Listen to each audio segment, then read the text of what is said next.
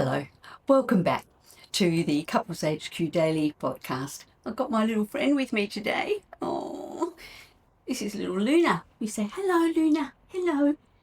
Cheeky. I can hear the peoples out there. Yes. All right, just pop you down now. There you go. Good girl. Yes, I have another little doggy at my feet as well. So I wanted to talk to you following on the theme of disapproval, unlikable, likable, unlovable, lovable. Then we go offside, onside. Clearly, long-term relationship, we're going to have some offsides. We're going to have some disapproval. We're going to have some. But it's about how do you keep it a balance so there's a majority by far of positivity to keep the loving togetherness alive and vital, to keep the desire there, to keep the connection there. How do you do it? The way we do it, we start with one basic thing first, which is acknowledgement of the other person so they feel heard. They really feel like they matter. So acknowledgement is one of the hardest things for couples to shift to once they've got into a conflict cycle, one of the chain reactions. Acknowledgement, all it is to say to somebody, I hear you, I get you, I can see where you're coming from. Acknowledgement. Now, people would say probably that it's about validating. It's a very popular word. It is validating. It is. But I think it's much easier to think acknowledgement. Why is that? Because validating gives a sense of I'm agreeing with you and you're right, when that's not always what we want to communicate. But we can acknowledge someone else's viewpoint or opinion and feel okay about acknowledging it with, okay, fair enough, I see where you're coming from. Oh, I understand that. This is what I'm thinking. That's the conversation style where acknowledgement comes in.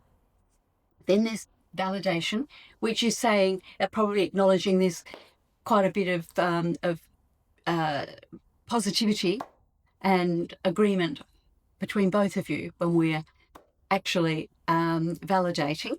There's some agreement, maybe not to all of it, but to some. Then the next one I want to talk about is something not talked about a lot with couples, is legitimize.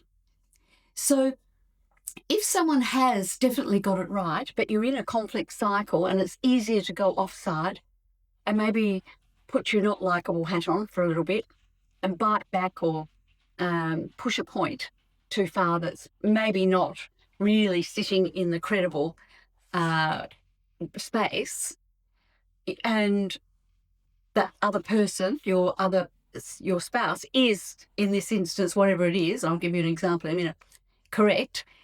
Well, if you legitimize those points and not try and bring in objections, especially if there is no validity in objections, then they're going to feel heard and much closer to you. You're not destroying close togetherness there.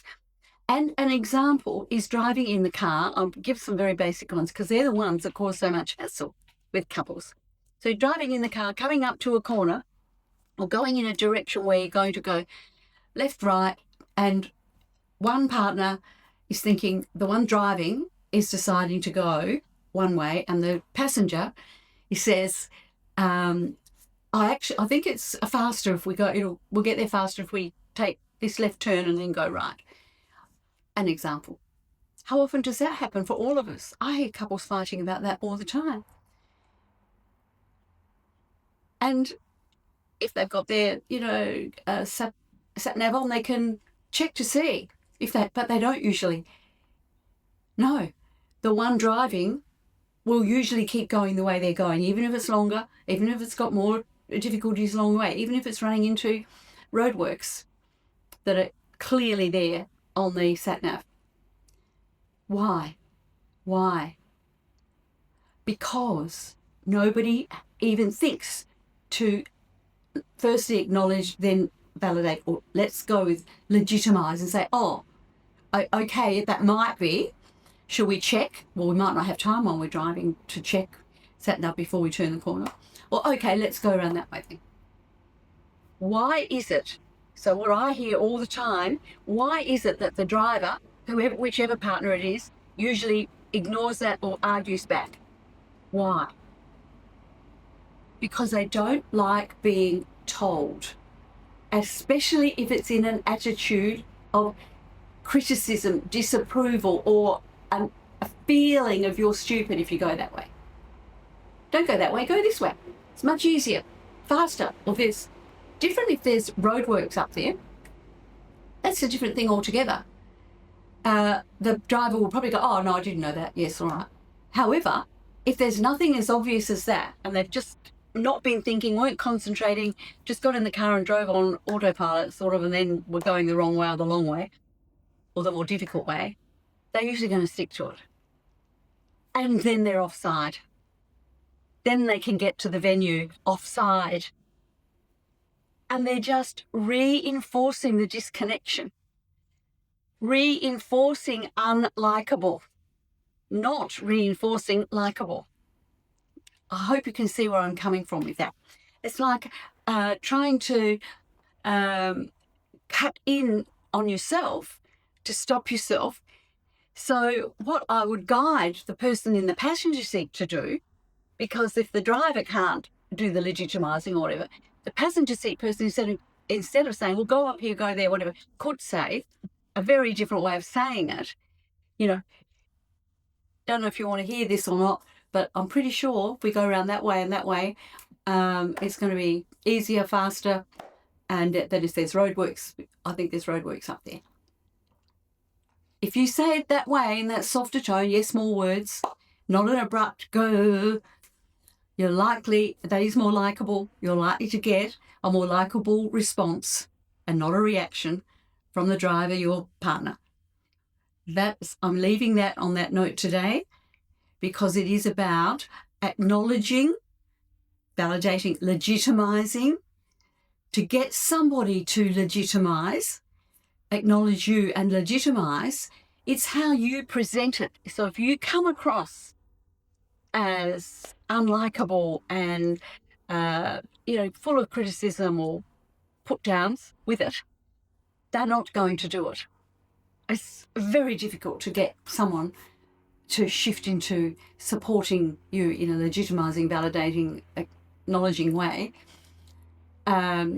if you say things in a way that turns them away. Okay? So I'm going on to that in tomorrow's podcast. I'm going to be talking about that. It's the concept of towards and away that was, I think, initially the brainchild of Terry Real.